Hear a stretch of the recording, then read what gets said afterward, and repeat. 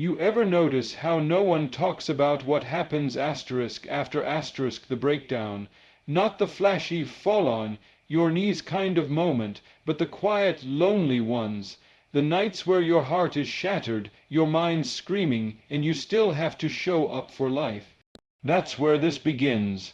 This isn't about pretending everything's perfect or slapping a spiritual quote over your pain. This is about the real, raw road to healing, the kind of growth that happens in silence, where God meets you in the middle of your mess.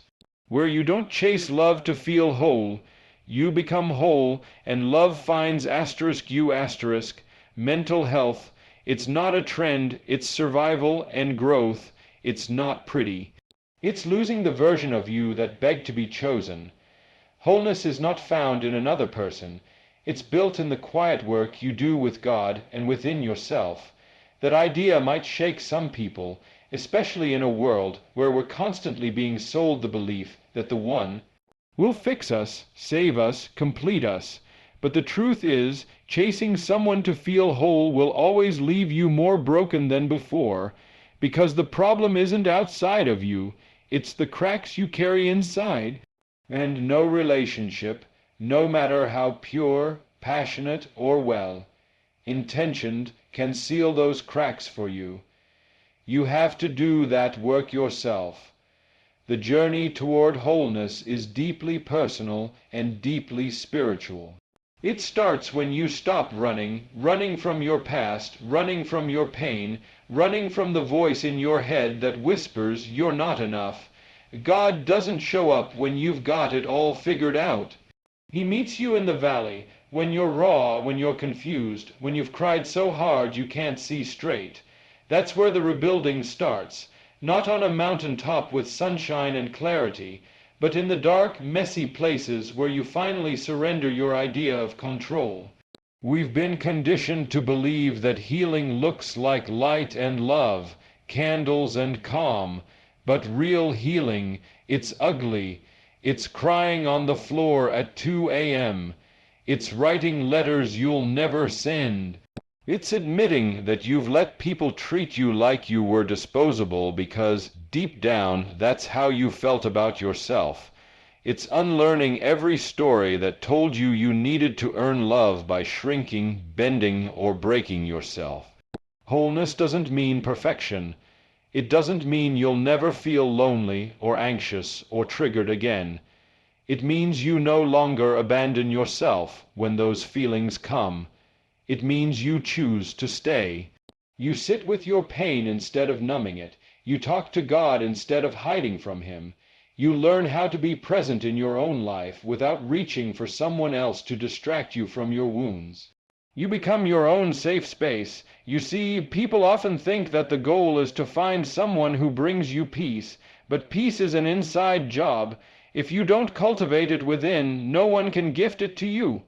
And if you do cultivate it, no one can take it away. That's the shift. That's the difference between chasing love and attracting it. When you've built a life where your identity isn't rooted in whether someone stays or leaves, that's when you're free. That's when love becomes a choice, not a need. God has a way of stripping everything you thought you needed to show you what you really do. You might lose the relationship. You might lose the job. You might even lose the version of yourself that everyone else liked but you secretly hated. But in that loss there's space to meet yourself again, space to stop performing and start becoming, space to realize that your worth was never tied to the role you played in someone else's story. The world is loud. It wants you to compare, to compete, to constantly measure your value against someone else's highlight reel. But when you do the inner work, when you sit in the silence and face what hurts, you stop needing outside validation to feel valuable. You stop craving attention and start craving alignment, and alignment doesn't come from chasing people. It comes from aligning your heart with God, your choices with your values, your time with your truth. There's something sacred about choosing solitude when you could settle. There's something powerful about saying, I'd rather be whole and alone than broken and attached. That kind of strength doesn't come from ego, it comes from experience. From learning the hard way that not everyone who says they love you knows how to treat you. From waking up one day and realizing that the relationship you begged God to save was the very thing He was trying to free you from. This is what they don't teach you growing up. That love isn't always the answer, sometimes love is the lesson, that not every connection is meant to be permanent, that the end of something isn't always a failure, it might be your breakthrough. Because when you finally stop looking for someone else to give you what you've always had access to within yourself, you step into your power. You become the version of you that no longer begs, no longer chases, no longer waits to be chosen. And from that place, everything changes, your energy shifts, your standards rise. You no longer try to fix people because you've learned to fix yourself. You no longer fear being alone because you've realized your own presence is enough. You no longer view rejection as a reflection of your worth, but as redirection towards something better. You no longer settle for potential when you've seen what's possible through patience, purpose, and prayer. This is where real love begins, not the kind that consumes you or completes you, but the kind that aligns with who you've become. Love that meets you where you are, not where you pretend to be. Love that doesn't ask you to dim your light or sacrifice your peace.